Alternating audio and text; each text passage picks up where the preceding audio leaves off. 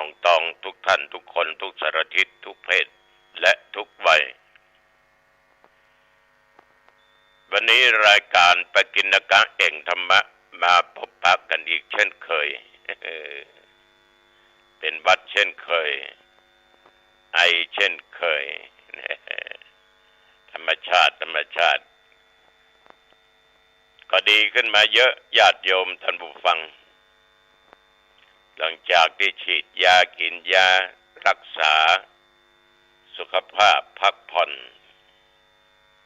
ก็ดีขึ้นมาเยอะแต่ถ้าหากว่าได้ไอแล้วแม่มันรัวนะญาติโยมมันรัวจนประเจ็บเอ็นตองก็มันเนื่องด้วยกันนะเนาะอย่างมันเป็นได้หายได้ไม่หายก็ตายมันมีสองอย่างแต่เป็นเมื่อกี้มันดึงหายเราได้มาออกรายการนี้เป็นประจำทุกวันในเวลาเดียวกันนี้และก็ทางสถานีวิทยุแห่งนี้ต่อไปนี้เอามาไหว้พระสวดมนต์เพื่อเป็นมงคลต่อชีวิตและถวายพระพรชัยมงคลแด่สมเด็จพระเจ้าลูกเธอเจ้าฟ้าพัชรกิติยาภานะตั้งอกตั้งใจตั้งจิตดีมีสมาธิตั้งมั่นเน้อว่าพร้อมๆกันไปอะระหังสัมมาสัมพุทโธภควาพุทธังภควันตังอภิวาเทมิกราบพระพุทธสวากขาโตภควตาธัมโมธัมมังนัมสสามิกราบพระธรรมสุปฏิปันโนภควโตสาวกสังโฆสังฆังนามามิกราบพระสงฆ์นะโมตัสสะภะคะวะโตอะระหะโตสัมมาสัมพุทธัสสะนะโมตัสสะภะคะวะโตอะระหะโตสัมมาสัมพุทธัสสะนะโมตัสสะภะคะวะโตอะระหะโตสัมมาสัมพุทธัสสะพุทธังสรณังคัจฉามิธัมมังสรณังคัจฉามิสังฆังสรณังคัจฉามิตุติยัมปิพุทธังสรณังคัจฉามิตุติยัมปิธัมมังสรณังคัจฉามิตุติยัมปิสังฆังสรณังคัจฉามิตติยัมปิพุทธังสรณังคัจฉามิตติยัมปิธัมมังสรณังคัจฉามิตติยัมปิสังฆังสรณังคัจฉามิอิติปิโสภะคะวะอะระหังสัมมาสัมพุทโธวิชาจรณะสัมปันโนสุขโตโลกวิทูอนุตตโรปุริสธรรมสารถิสัทธาเทวมนุสสานังพุทโธภควาติยันตุนิมิตตังอวมังคลัญจาโยจมนาโปสกุณาสาสโตปะปะกะโหโตสุปินังอากันตังพุทธานุภาเวนะวินาสเมนตุสวากขาโตภควตาธัมโมสันทิฏฐิโกอากาลิโกเอหิปัสสิโกโอปนัญิโกปัจจตังเวทิตโพวิญโยอิติยันตุนิมิตตังอวมังคลัญจาโยจามนาโปสกุณาสาสโทปะปะกะโหโตสุปินังอากันตังธรรมานุภาเวนะวินาสเมนตุส สุปฏิปันโนภะคะวะโตสาวกสังโฆอุชุปฏิปันโนภะคะวะโตสาวกสังโฆยายะปฏิปันโนภะคะวะโตสาวกสังโฆสามีจิปฏิปันโนภะคะวะโตสาวกสังโฆยะติตังจัตตาริปุริสยุคานิอัฏฐปุริสปุคลาเอสะภะคะวะโตสาวกสังโฆอาหุนายโยปะอุนายโยทักขินายโยอัญชลีกรณีโยอนุตลังปุญญเกตังโลกัสสาติยันตุนิมิตังอวมังคลัญจาโยจามนาโปสกุณัสสะสะโทปาปะกะโหโตโสปินังอากันตังสังฆานุภาเวนะวินาศเมนตุโพชังโคสติสังฆาโตธัมมานังเวจโยตถาวิริยัมปิติปัสสติโพชังคาจัตตาปะเรสัมมาตุเปกะโพชังคาสัตเตเตสัพพทัสสินามุดินาสัมมาตาคาตาภวิตาภุริกตาสังวัตตันติอภิญญายะนิพพานายะจะโพธิยาเอเตนะสัจจวเจนะโสติเตโหตุสัพพทาเอกัสสมิงสมัยเยนะโตโมคัลลานันจักกัสสปังคิลเนตุกิเตติสวาโพชังเคสัตตะเตสเญเตจะตังอภินันติตวาโรคามุจจิงสุตังคะเนเอเตนะสัจจวเจนะโสติเตโอตุสัพพทาเอกทาธรรมราชาปิเกลัญเยนะปิปิริโตจุนดาเตเรนะตัญเยวะปนาเปตวานะสัทรังสัมโมทิตวาจะอภาธาตัมหาพุทธาสิธานโสเอเตนะสัจจวเจนะโสติเตโอตุสัพพทาปะหินาเตจะอภาธาตินนัมปิมะเอสินังมัคคะอัตตกิเลสาวะปัตตานุปติธรรมตังเอเตนะสัจจวเชนะโสทิเตโอตุสัพพทาภวตุสัพพมังคลังรักขันตุสัพพเทวตาสัพพพุทธานุภาเวนะสัทธาโสถีภวันตุเตภวตุสัพพมังคลัง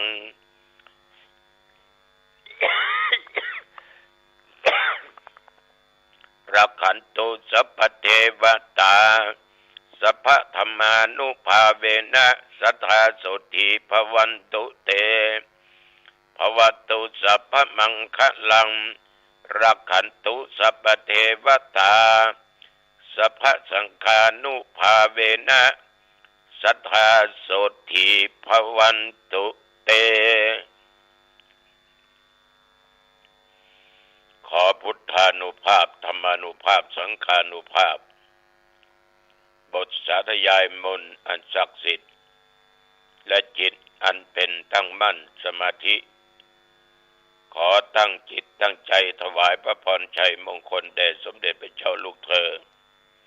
เจ้าฟ้าปัชรกิติยภาขอให้พระองค์จงหายจากอาการพระประชวรการเจ็บไข้ได้ป่วยขอหายเป็นปกติดีดุจดั้งเดิมขอพระองค์มีพระชนมายุยิ่งยืนนานได้120 พระพรรษายิ่งขึ้นไปขอถวายพระพรกรมอุตุได้ประกาศตักเตือนและเริ่มแต่ว วันนี้เป็นต้นไปจะมีฝนลูกใหญ่มาแถมนักกว่าเก่า60-70จังหวัด แต่ว่านี้มาเยี่ยมละฟ้าห้องกะลึงแต่ว่ายังไม่ได้เปิดประตูมันหาลงมาเด้อพี่น้องญาติโยมเอากำจังยะจะได้เนาะห้ามฟ้าห้ามฝนห้ามลมห้ามเจ็บห้ามป่วยห้ามแก่ห้ามตายมันถึงห้ามได้ ที่สมัยก่อนเป็นต้องว่าห้ามแม่ม้านมือเกิดลูกห้ามตัวเจ้ามือสิกถึงได้โอ้มาเดี๋ยวนี้ห้ามมือเกิดวันนี้เตือได้แล้วเนาะยือแปม2-3 วันนี้ได้อยู่ยังได้อยู่ห้ามมือตัวเจ้าสิกนี่ห้ามได้แน่นอนได้อยู่ได้นักนอกจากมันโทษนะป้าอันนั้นมันบักสิกมันก็จะเป็นต้องสิก แต่มันก็สิกธรรมดาเพราะห้ามมันได้พระเจ้าตัวนี้ก็ญาติโยมเราเพิ่นห้ามเมื่ออายุ25ก็ยังอยู่ได้เนาะญาติโยมนับตั้งแต่ตะวันวามาจนถึงปัจจุบันเนี่ยแถวบริเวณวัดหนองตองใกล้เคียงบ่มีรายงานว่าฝนตกฟ้าแจ้งจังปังฟ้าแจ้งจังปังฮ้อนอบอ้าวตัวเองอุณหภูมิแต่จริงตัวว่าก็แค่36แค่36แล้วก็แต่ว่านี่มาถึงปัจจุบันประเดี๋ยวนี้อุณหภูมิเหลือ20เมื่อเจ้ามีหนาวมาสักหน่อยหรอกก็สรุปแล้วแต่ว่าก็มีญาติโยมมาทำบุญคล้ายวันเกิดมาจาก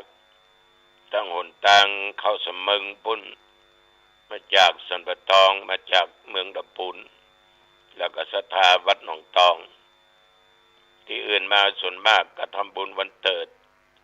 แต่มาจะสังเกตได้ส่วนมากจะเป็นคนอายุ20 ปลาย30 ปลายมาทำบุญวันเกิดที่วัดนะเคยถามว่าก็ย่ำไปทำบุญที่หั่นที่นี่มีความมั่นใจเจ้าไปมั่นใจยายมาตุลุงมั่นใจเจ้าหันตุลุงมาแต่เมื่อน้อยล่ะนั่นเป็นฉะนั้นเนาะก็ข้อคิดธรรมะเป็นส่วนมากนะผัวเมียอยู่ด้วยกันญาติโยมตกค่ำมืดมาเวลา 19 นาฬิกาก็ออกวัดออกว่าไปตามกิจไปเทศนาธรรมในงานข่าวดำเป็นศรัทธาวัดสายมุนหางดงเชียงใหม่เนี่ยไปเทศนาธรรมมันพวกนี้เมื่อวันเนาะเขาจะไปปะกันที่วัดอรัญญวาสบ้านปนไปเจริญพุทธมนต์ที่เปิดสร้างโลหะปราสาทนั่นนะครูบาอาจหรือท่านพระครูอาชวะปีชาเป็นธรรมกุปีทานบรรพบุรุษวันที่2เป็นวันศีลวันธรรมเนอะเป็นวันของพุทธเจ้าก็จะขึ้นโบสถ์กันที่วัดหนองทองฟังปาติโมกข์เมื่อเจ้าบ่ายโมงก็จะไปแสดงธรรมเทศนาธรรมสัญจรของวัดสันหาวพร้อมกับคณะสงฆ์ศรัทธาประชาชนในเขตตำบลเปิ้นปากอันเนอร์พี่น้องสันหาวสมตองนะปากกันแน่เมื่อคืนก็ปะกันในงานข่าวดำบ้านบกโคกใต้สระปีเป็นญาติเดียวกับหลวงพ่อรองเจ้าคณะอำเภอสระปีบกโคกเหนือแต่ศพมีบกโคกใต้ปากกันเนอร์ญาติโยมพอออกไม่ออกบางคนก็ข้องใจเนาะสุขภาพยังเต็มร้อยยังไปอยู่อีก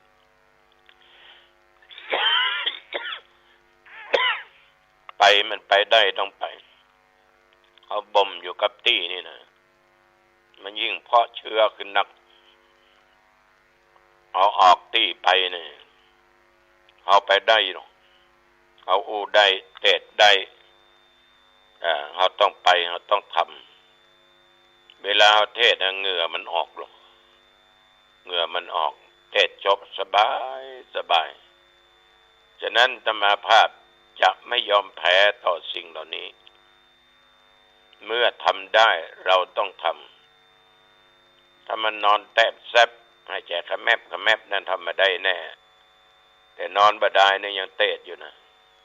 ยังไม่เจ้าเนี่ยเวลาเดียวเนี่ยนั่งนอนอยู่บนเตียงเนี่ยนะเตียงที่ญาติโยมหันเนี่ยนะเฮียเบื่อนะถึงหนังสือถึงอย่างทำกันอย่างกาก็ไว้ที่นั่นนะเพราะเหตุใดญาติโยมมันทำได้ต้องทำในสิ่งที่ดีๆแต่มาถือว่าอยู่ได้ถึงวันเพราะบุญกุศลในการเผยแผ่ธรรมะในการเข้ามาบวชในการประพฤติอยู่ตามศีลกินตามธรรมตามครูบาอาจารย์เจ้าเพื่อได้สั่งได้สอนไว้บ่ลืมผู้มีพระคุณตั้งแต่ญาติแต่โยมทุกท่านทุกคนทุกสารทิศและบ่ลืมพระคุณครูบาอาจารย์มหาเถระพระอุปัชฌายะบ่ลืมพระคุณครูที่สอนเฮามาสิ่งสำคัญบ่ลืมพระคุณพ่อแม่ญาติพี่น้องเพื่อนพ้องเดียวกันมิตรแก้วสหายบ่ลืมพระคุณพระพุทธพระธรรมพระสงฆ์เพราะพระพุทธเจ้านั้นญาติโยมจะมาอู้ได้เต็มปากว่าองค์จริงจริงๆเอาก็มาหันแต่ตัวแทนคือพระพุทธกับพระธรรมแล้วก็พระสงฆ์แทนยิ่งนั้นก็คือพระธรรมกับวินัยโยมลองคิดดูพระพุทธเจ้าเป็นเกิดที่ไหนเลี้ยงตุเจ้าทั่วประเทศไทยกี่หมื่นกี่แสนตนยังเลี้ยงได้แม่งก็ถึงวันถ้ามีสารูปพระพุทธเจ้าอยู่วัดไหนวัดใดวัดนั้นร้างวัดนั้นศรัทธาถึงบ่เข้าถึงวันเนี่ยเพียงแต่สารูปของพระพุทธเจ้าประดิษฐานอยู่บนกุฏิอยู่บนศาลาวิหารโบสถ์ไปก็ยกมือไหว้เลี้ยงตุเจ้าได้นุ่งได้ห่มได้กินได้ว่าไปหันมานี้ได้เพราะพระพุทธเจ้าท่านวางรากวางฐานไว้อย่างมั่นคงเราทุกคนก็มีพ่อมีแม่เหมือนกันเราอยู่มาได้ทุกวันนี้ก็เพราะพ่อแม่พระของเราเป็นสร้างเรามาฉะนั้นญาติโยมท่านทั้งหลายเอาบดีลืมบุญลืมคุณท่านเหล่านี้อยู่ยังมีที่เรียกว่าญะอย่างเนี้ยจะทำให้อย่างก็ตามญาติโยมไปมีโทษมีภัยงานที่เราทำลงไปแล้วมันมีเวรมันมีภัยในญาติโยมมันเบียดเบียนภัยนะไปเบียดเบียนคนนั้นไปเบียดเบียนคนนี้มันเป็นงานบริสุทธิ์มันจะเกิดประโยชน์แก่ตัวเราและแก่คนอื่นนั่นคือการงานหน้าที่ที่รับผิดชอบที่ต้องทำเกิดธรรมาภาพเผยแผ่ธรรมเนี่ยบ่มีพิษมีภัยกับภัยเป็นโทษเป็นตากับภัยบัดนำให้คนอื่นได้รับความเดือดร้อนมันยังเกิดประโยชน์ผลคือแก่ตัวเองศรัทธาก็ได้รู้จักอาตมาภาพอาตมาก็ได้พบปะญาติโยมเมื่อมากินมาทานมาอู้มาจากันฉะนั้นความสามารถในการทำงานของคนนั้นน่ะมันมีอยู่สองระดับเนิบพอออกไม่ออก ไม่ใช่ไอไอนี่ก็เป็นระดับหนึ่งอันนี้มันก็ได้น้องมีสองระดับสองขั้นตอนหนึ่งบางคนนี่ทำได้หมดเนี่ยนะหมายถึงการทำงานแต่ว่าเลี้ยวไปจะเกิดประโยชน์หรือบ่เกิดประโยชน์ไม่ได้นึกถึงนี่ทำได้ให้ทำนี้ได้ก็สบายมากแปลงนี้ได้ก็สบายมากต้องทำพอแล้วทำได้แต่ว่าบัดเสร็จบัดแล้วก็เดี๋ยวก็หนีไปลบไปที่อื่นเนี่ยแล้วก็จะเกิดประโยชน์แก่คนอื่นและตัวเองก็ไม่ได้ เพราะบุคคลทำได้เนี่ยมันไม่ได้คำนึงถึงอย่างเลาะถูกหรือผิดมันทำได้ก็ออกไม่ออกก็คงจะได้พบได้ปะละจ้างเขามาเนี้ยนั้นจ้างมาเนี้ยนี้สมัยก่อนมีต้นถ่านอยู่หลังวัดโยมนั้นจื่อให้มีขึ้นเอาปิดฐานได้ก็ไล่กัดตัวลงเขาจิบจ่อยละเขามีดขึ้นไปตัวเองไปเบียมันก็เจาะใจกลางปิดฐานนั่นก็มัดห้อยต้องแต่งย้อนลงมาทั้งเกาทั้งเนื้อทั้งเกานะมันเอาลงมาไปเจาะเอากลางมันอย่างเดียวนะเสียประโยชน์ไปจนนักแต่นี่ได้ปีตานเป็นปีได้กึ่งเดียวนะมันทำได้แต่มันทำมาได้นะมันได้คำนึงถึงความเสียหายทำได้ในสู้ทำดีไปได้ทำดีเนี่ยก็คือบุคคลที่จะทำอย่างเป็นคิดรอบครอบเหมือนป้าออกไม่ห่อ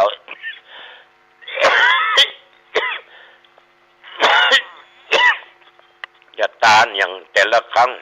จะทำอย่างแต่ละครั้งคิดรอบตานอย่างใดจะได้บุญตานอย่างใดจะได้ผลตานอย่างใดจะมีประโยชน์จะมีคุณค่าคิดหลายแง่หลายมุมคิดให้มันถึงถูกต้องคิดด้วยความมั่นใจแล้วก็เลือกทำเฉพาะสิ่งที่ตัวเองหันว่าเป็นประโยชน์จริงๆทำแล้วบรรนำความเดือดร้อนแก่ครอบครัวแต่บุคคลนั้นแก่บุคคลนี้ทำให้เป็นประโยชน์ต่อครอบครัวต่อตัวเองบางคนนี่ญาติโยมขาดความรอบคอบทำไปก็มักไม่ได้ประโยชน์อะไรอย่างพูดง่ายๆคือทำให้ดีถ้าบดีก็บทำคนเป็นมีสติปัญญาเป็นจะตึกตองอย่างนี้คือทำดี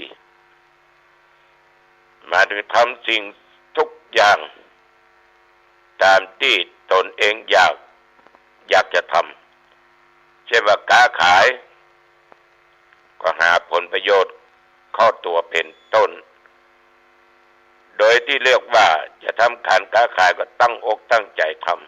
ำเลือกสินค้าที่มันดีนะอย่างที่มันเป็นพิษเป็นภัยเอามาค้ามาขายอันใดสิ่งที่บักควรมาค้าก็บักค้าอย่างเหล้ากับบุหรี่ยาบ้ายาม้าเหล่านี้เป็นต้น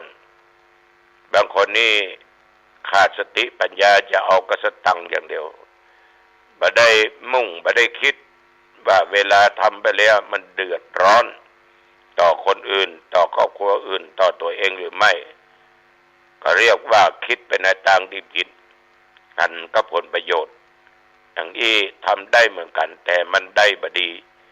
มันเป็นสิ่งที่บดีก็บ่ต้องทำฉะนั้นญาติโยมเวลาจะทำอย่างนี้